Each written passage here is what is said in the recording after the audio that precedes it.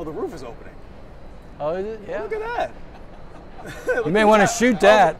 Well, I'll tell you a pretty interesting way to start off this interview.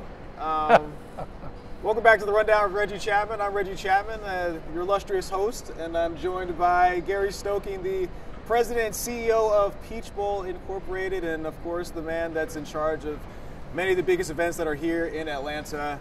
That is incredible. Well, Gary, thank you for just giving me a second to talk to you, man. Obviously, sure. We're here for this Good upcoming to see you week. again. Football season's back. Great time of the year. The best. And your game, the Aflac Kickoff game, is one of the biggest events that helps start the year. For you, what are you most excited about heading into another year? Well, this is going to be a great year for Atlanta in college football. 4 of our football games are going to take place here in MercedesBenz Stadium are all top 15 teams. You look at our game, the Aflac Kickoff game, with number 1 against number 14. You go to the Chick-fil-A Peach Bowl, which is going to have a bye conference champ play against the winner of a first-round game, 2 top 10 teams. You got the national championship game that will take place January 20th, and then in between that, you have the SEC championship. So those 4 games will all be top 15 teams, but 4 of the largest conventions in the city of Atlanta, which is the 4th largest convention town in the United States, behind Las Vegas, Chicago, and Orlando. And that's how important college football is. 4 of the top 6 conventions in the 4th largest convention town in the United States are college football games right here in Atlanta. It's insane. And do you ever think about the fact that you've obviously been here for a long time? You've been the president of this organization since 1998, and you've done a lot to help bring a lot to this city, right? You, of course, had the Peach Bowl game. You helped bring the kickoff game here. You helped the bringing of the College Football Hall of Fame here, and so much more. All in a goal, of course, to try and make this one of the bigger sports cities on the planet. Why was that something that was important to you? You know, when I was president of Atlanta Sports Council and president of the Chick-fil-A Peach Bowl, or Peach Bowl Inc., Bob Costas in 1996, because we were going to host the Olympic Games, said Atlanta is going to be the capital of, the sports capital of the world. Because with the Olympics, and we had just won the rights to host the Super Bowl, it was going to come in 2000.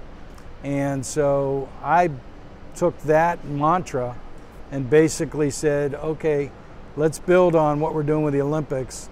Let's go get Major League Baseball, NBA, and NHL All-Star games, which we did.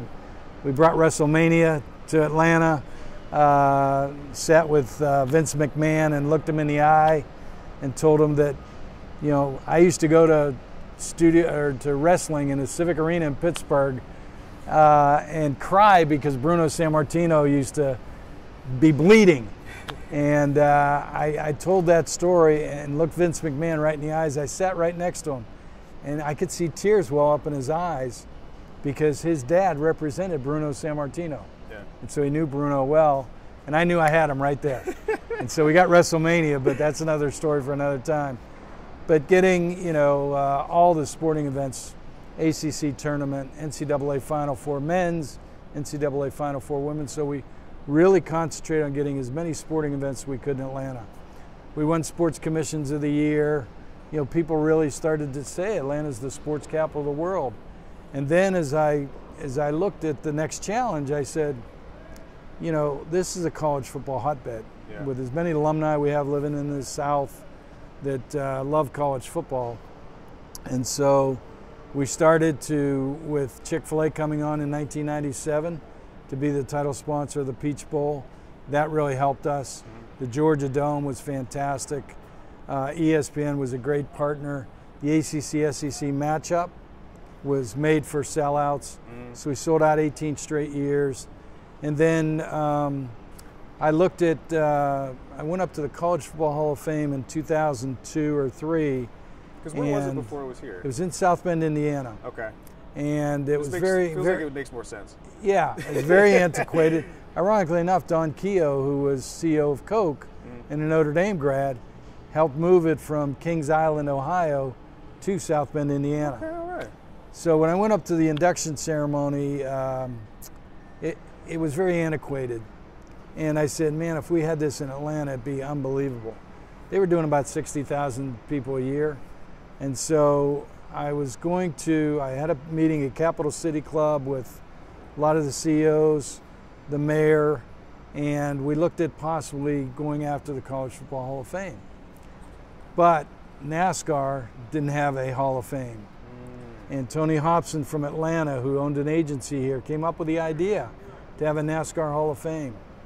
And so at that time, TNT was doing the broadcast, TBS was broadcasting NASCAR. Napa, Coke, Home Depot, they were all sponsors of NASCAR cars. The CEOs got excited, let's go after the NASCAR Hall of Fame. So I pulled the College Football Hall of Fame back. In 2006, NASCAR said, this is a great idea, we're going to bid it out. So they bid it out to Richmond, Charlotte, Atlanta, and Daytona. Charlotte wound up winning because all the NASCAR cars are up there and headquartered in Charlotte. Made a good decision, but as soon as that decision was over in 06, I brought the College Football Hall of Fame out. And legislature, Governor Perdue, Mayor Franklin, everybody got behind it. And in 2010, I signed a 30-year license as the CEO of Atlanta Hall Management to bring the College Football Hall of Fame here and build it. And so that was a big piece. In 2006, we had made a bid for the BCS to host the national championship because they were going to bring on a 5th bowl game other than the Rose, Sugar, Orange, and Fiesta. We didn't win that bid, but the next year in 07, the NCAA legislated a 12th game to the schedules. And I'm competitive, and I don't like losing. Clearly. I don't like losing. So I went to my board and I said, if they're not going to listen to BCS on the backside, we're going to start the BCS on the front side of the season. And before this, there were a lot of non-directional school games. A lot of the big schools would play easy wins the first 3 games and then play their conference schedule. Well, we changed the face of college football because we brought in Clemson, number 9 in the country, and Alabama, who was borderline top 25. And we played in 2008, the first Chick-fil-A kickoff game, sold it out. Alabama won the game. It was on the cover of Sports Illustrated, Alabama's back. And if Nick Saban were here, he would tell you that was the start of the Alabama dynasty. It's wild, man. I mean, when you take over the job all those years ago and all these things aren't really here, what about Atlanta made you feel like this would be the place that you could do all this stuff? And how hard was that selling it to other people, knowing it is this massive city in the South, but at that point it wasn't anything like it is now? Well, I give Billy Payne a lot of credit. He and Andy Young, really, what they did in Atlanta to establish the 1996 Olympic Games. Got to be that, yeah. They got corporate support, they got volunteers, they got the government, the mayor and the governor's office and the legislature all behind the Atlanta Olympic Games. And it changed the way Atlanta thought about itself. In 1990, when the IOC selected Atlanta, a lot of people around the world didn't know Atlanta. They thought Atlantic City won the host rights to the Olympic Games because they didn't know Atlanta. And so that movement from the Olympics really across the city and across the state really made us believe that we could do things. And so to have the best airport in the world, most effective and efficient airport in the world, to have 3 interstates intersect in the middle of downtown, the infrastructure was there. 16,000 hotel rooms in walking distance to our facilities. Great facilities.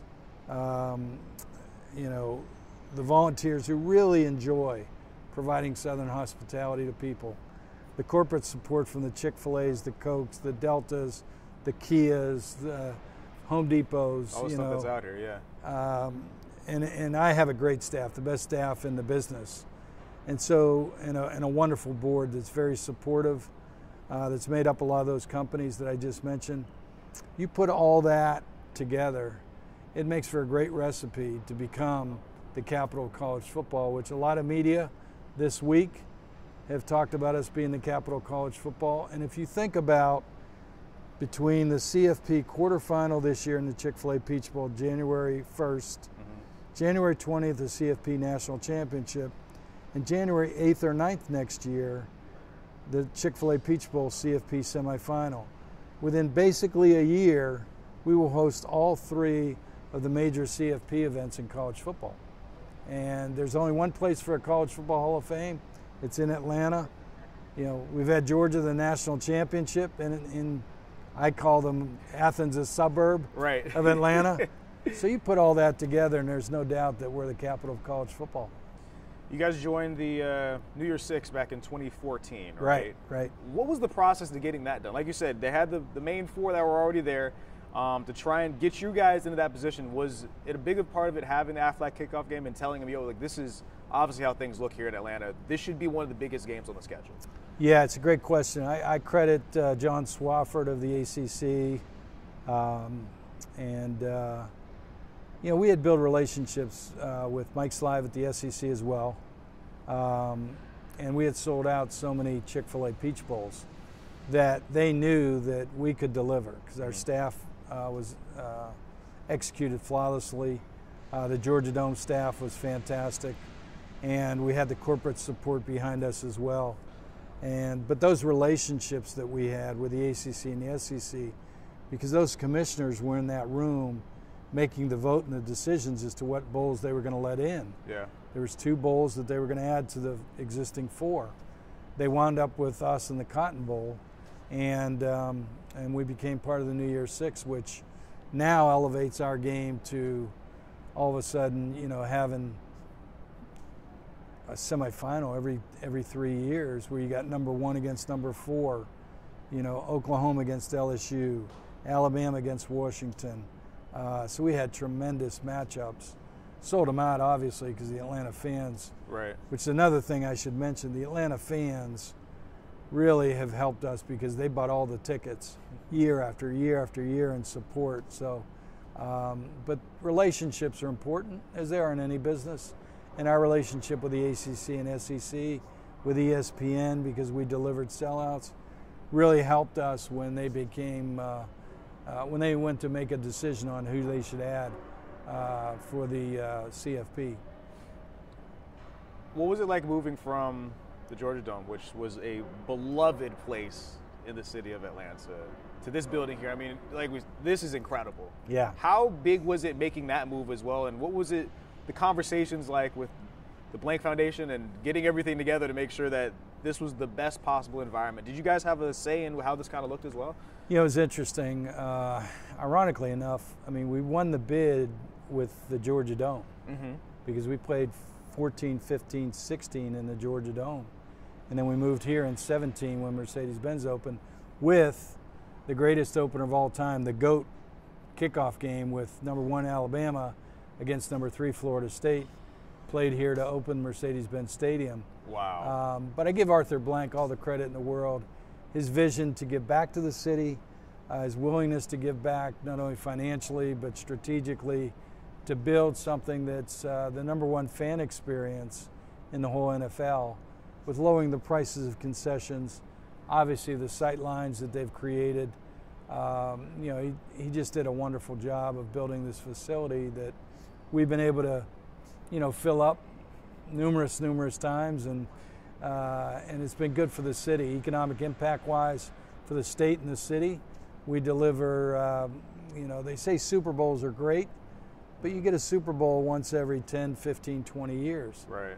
We're delivering sold-out kickoff games, Aflac kickoff games, and sold-out Chick-fil-A Peach Bowls every year, twice a year. Right. And so that's a big driver for sales tax dollars that go back in the city and the state coffers. The hospitality industry over Labor Day and during the holiday season of Christmas, where there's not a lot of people going downtown in restaurants and staying in hotels, we fill them up at that time. So it's a win-win. It's a win financially, but it's a win during the time of the year when they need us the most. Yeah. So it's a double win for the city and the state. How have you kind of seen this game change over your time? Obviously, like you said, new building, new arena, but the process for you, how has it been changed over the last couple of years? And how do you guys keep, I guess, doing things differently every year to make sure that people keep coming back? Well, I remember in 1998, as you mentioned earlier, my first year, part of my job was to select the teams. And so we selected Virginia, who I think was 12, 13, 14, somewhere like that ranked. and we selected Georgia, who wasn't ranked. And Mark Bradley of the AJC wrote an article and said, and the headline was, Georgia going to Peach Bowl, a third-tier bowl game. Real. So we were literally thought of as a third-tier bowl game. Rightfully or wrongfully, that's what we were. And so I remember in 2016, when we joined the CFP in New Year's Six, we hosted the semifinal. Yeah. And we hosted number 1 Alabama against number 4 Washington. Mm-hmm. And as I gave the State of the Bowl address before our press conference with Chris Peterson and Nick Saban, the 2 head coaches, I stared daggers right at Mark Bradley. And I said, it's kind of ironic. Here we are hosting number 1 against number 4, in the semifinal of the CFP, and not bad for a third-tier bowl game. And I'll never forget, Mark Bradley came up to me afterwards, who still writes for the AJC, and said, man, you have a long memory. And I said, you're damn right I do. So go back to that competitiveness. That was fun. You guys, how are things going to be different this year for this kickoff game? And like you said, you got some massive games coming up here. How are you guys doing things differently for this year? Yeah, the CFP will be different. It won't be a total bowl week like we used to have. And we used to take the players to Ebenezer Baptist Church. And you're not supposed to do this, but we used to sit them both next to each other in the pews. And bring in Ambassador Young, Congressman Lewis when he was alive, C.T. Vivian, to speak to the kids about the civil rights movement. Because Atlanta is the home of the civil rights. And to be in Ebenezer Baptist Church is, history, right? It's very powerful. And so to hear Congressman Lewis talk about the Selma Bridge and walking across the Selma Bridge, to hear Andy Young talk about being a part of the top 8 decision makers with Dr. King and some of his stories, and then C.T. Vivian. I mean, it was very powerful. It was a living history lesson that these kids couldn't get anywhere else. Right. So that really differentiated us. The bowl, taking kids to Children's Healthcare of Atlanta, where those kids weren't going to get out of the hospital for Christmas, and they might never get out of that hospital. But to have the coaches and the players just share some holiday spirit with those kids and their parents was powerful. We're going to lose that because we're now in a playoff system. Right. And you're going to play week to week. We're blessed, obviously, being a part of the semifinal and quarterfinal. Hopefully we can keep that from 26 to 31. But over the next 2 years, we have a quarter and a semifinal here. So it's going to change. The game won't change. Obviously, in this place, it's a great place. I think it's the best stadium in the country. I agree. Our staff, as I mentioned, is the best. Our volunteers are fantastic.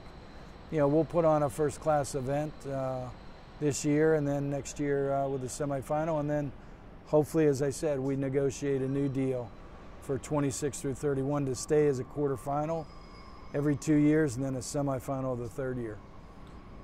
Will you guys be changing anything with how it looks in here also? Maybe more seats? Is there anything that's going to be different when they come in to have this experience versus other years? It's interesting. We just added 2,800 standing room only tickets. Really? For the Aflac kickoff game for Georgia versus Clemson.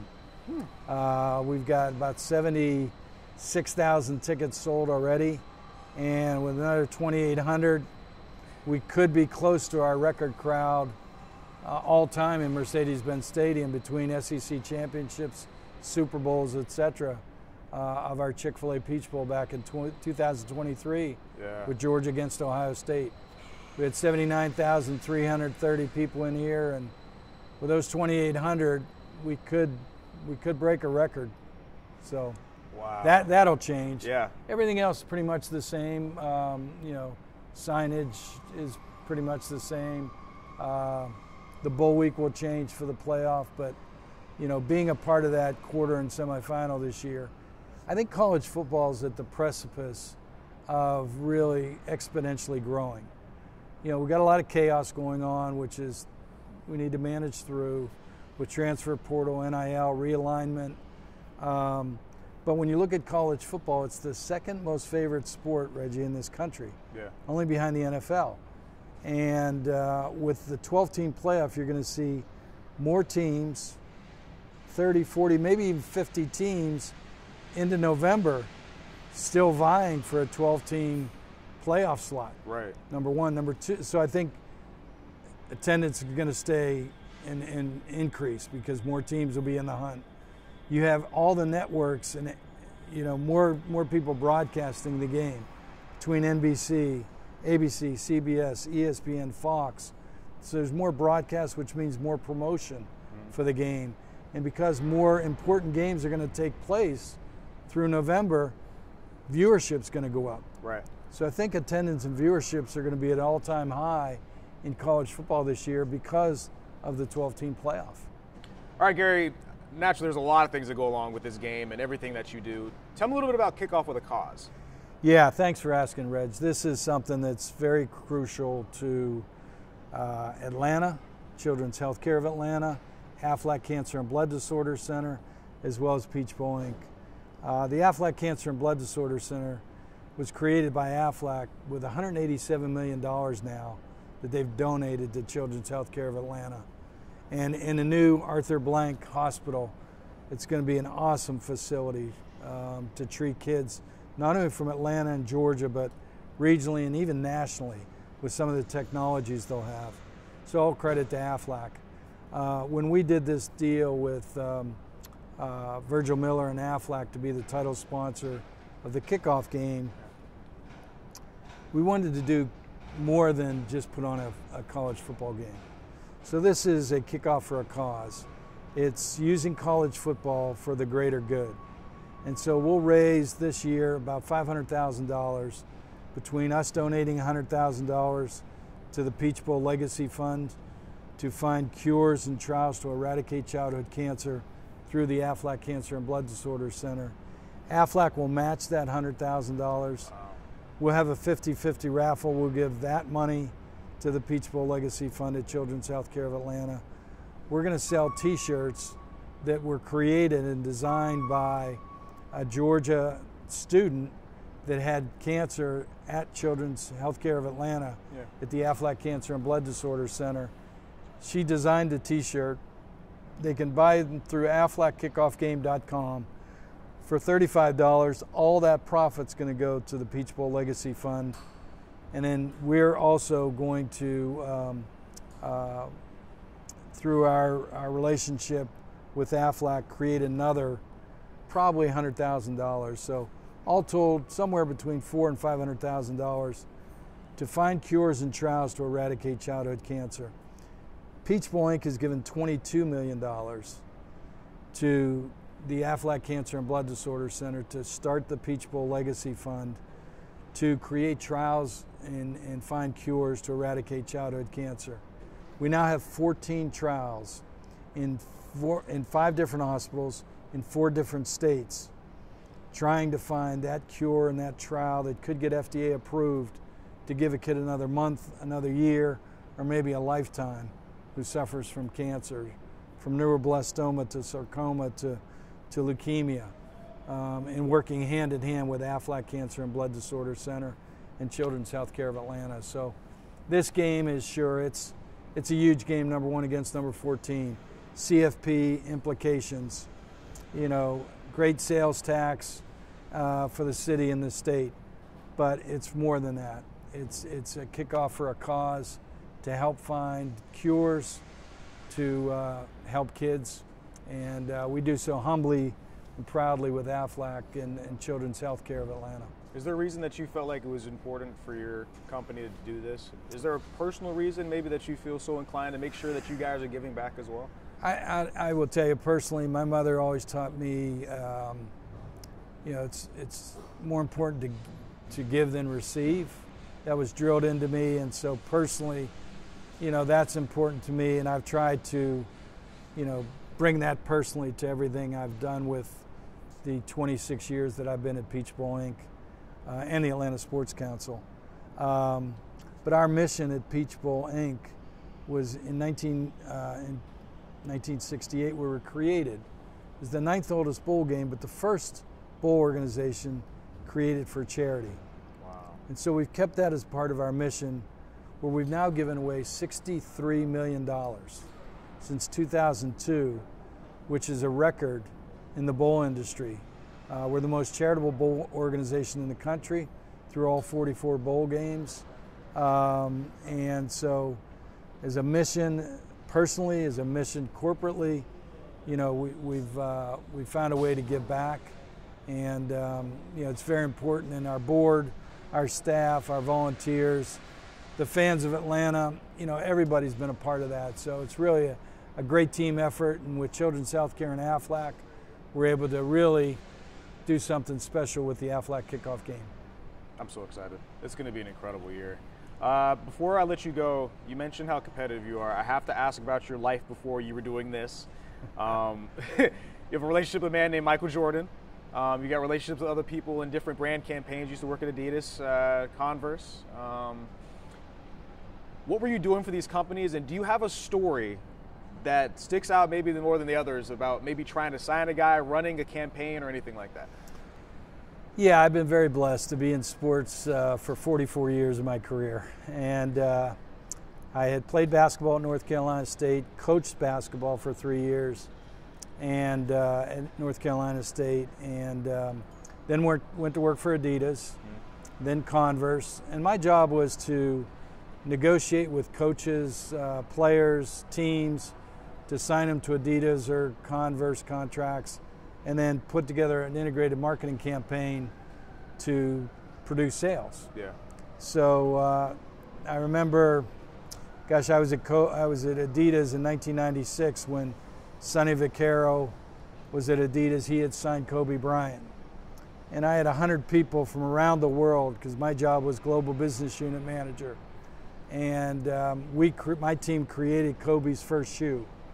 Oh. And with all those people from around the world in one room, I led putting together our global marketing campaign for Kobe Bryant, which we sold out all of his shoes, all of his apparel. He did a lot to market him because he won Rookie of the Year, Slam Dunk Contest, etc. So I was involved with Kobe for his first shoe and launching him. Michael Jordan, I had him wearing Adidas all throughout practice and around campus at North Carolina.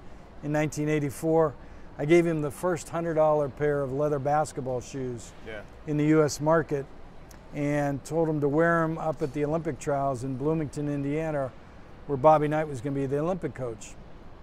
And Michael loved our shoes. And in the book called Swoosh, it's quoted when Michael didn't want to go to Nike.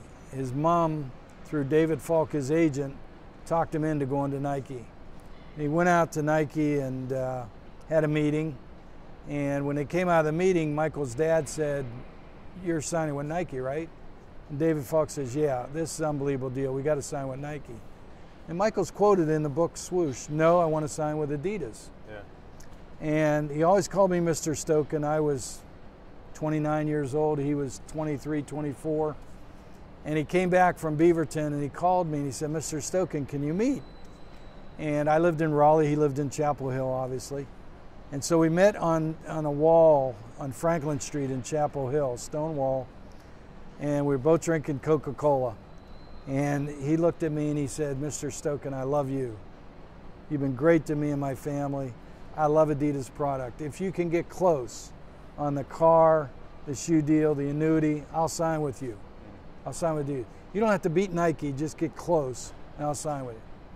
And so I wrote up a 3-page marketing campaign, sent it to Herzegovina, West Germany, because the wall was still up. And that's where Adidas was headquartered. And the Europeans got back to me and said it was $2.5 million, which at the time was a lot of money. They said, "We don't have that kind of money to put in the U.S. market." And I told him, I said, "Look, this is a mistake. This guy, he flies in the air. Kids are going to love watching him play. He's not a big guy, so kids are going to be able to identify with him, guards and smaller people, because he plays with the ball in his hands and flies and dribbles and great defensive player." Because I had coached basketball. I knew Michael was going to be great. Right.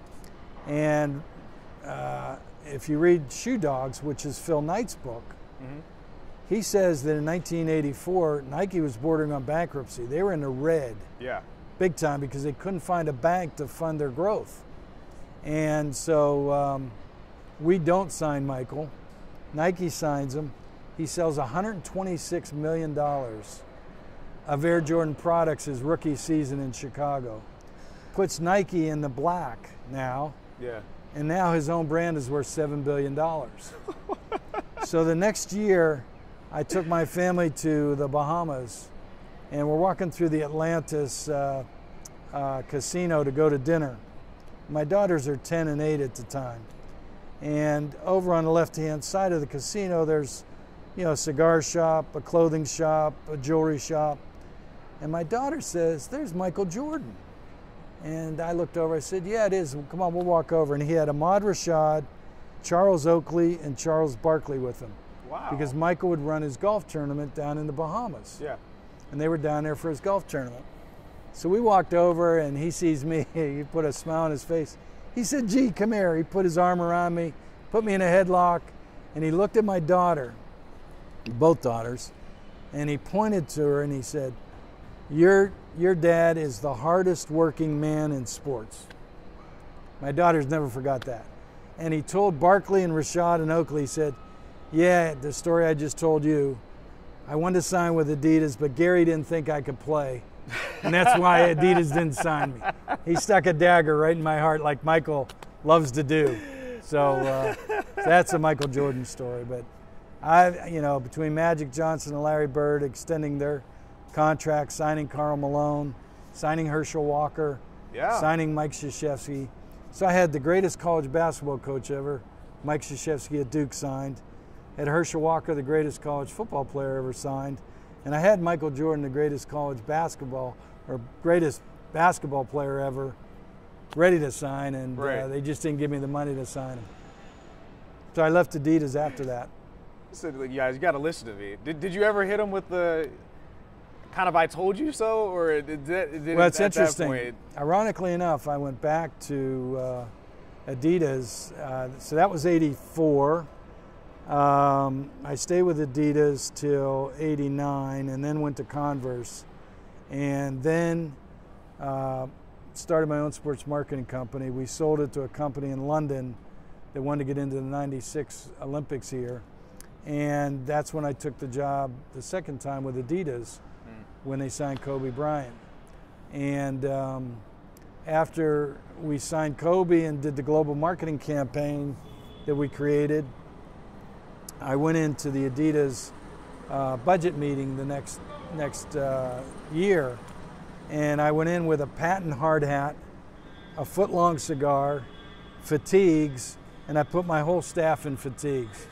So there's about 15 of us walk in the boardroom, and I said, "Gentlemen, we're at war with Nike." And we had stole 5 market share points because Kobe's launch was so successful. And I said, "We're at war, and here's how we're going to go to war this year." And I outlined everything. Now, at the time, running was really huge. And Adidas said, "Well, we don't have that kind of money put in basketball. We got to really fund running," which made some sense to me, but they again forgot to see that the shoe wars were going to be fought in basketball in the United States. And so they didn't give us the money we needed, and ultimately I wound up leaving Adidas because a second time. For the same reason, took really. the job. Took the job here in 1998, and been here ever since. Incredible. Everything happens for a reason. God works in perfect ways. Well, last question for you, and just because you just talked about Mike and Kobe Bryant, do you have, obviously a lot of people say they're very similar. Do you have a Kobe Bryant story? Everybody that ever does podcasts, they always have some sort of Kobe Bryant story about him personally, how he did things. Do you have a favorite Kobe Bryant memory? You know, the thing two things about Kobe that I really remember. One was he was tremendously competitive. And because his dad had played in the 76ers with Dr. J and then played in Europe, he knew kind of the way of the world of pro basketball. He was exposed to it. Yeah. And so he knew how competitive you had to grind and you had to be. So that was one thing that really impressed me with him. And the second thing was if you look back early, everything he did was the same as Michael Jordan.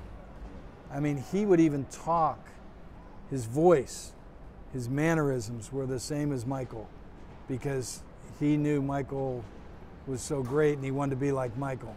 And he, later in his career, he would talk to Michael and say, how do you do this? How do you do that? Learned a lot from Michael Jordan. The one personal story I have is when I was talking to Kobe, I said, how does it feel to be a teenager coming from high school into the NBA? And he said, this is a dream. And so in that global marketing campaign, I used the dream theme in the commercial to launch him because it was a dream. I had that dream when I played. I didn't get there. But Kobe, like a lot of kids have in high school and college, it's a dream to get to the NBA. And so we used that theme of a dream in the commercial in his global marketing campaign. So, wow, man. Great guy, gone too soon for sure. Absolute legend. Yeah. Absolute legend. Gary, thank you for the time, man. Anything I didn't ask you that you thought I might ask? Anything you want to shout out before the game this upcoming Saturday, man? You covered a lot of it. You covered a lot of it. Thanks for having us. I appreciate you for having me, man. Thank you guys so much for watching. Aflac kickoff game coming up at noon on Saturday from here inside of Mercedes-Benz Stadium. Georgia versus Clemson is going to be an incredible matchup. I'll be there. Gary will be there. We'll see you guys there too.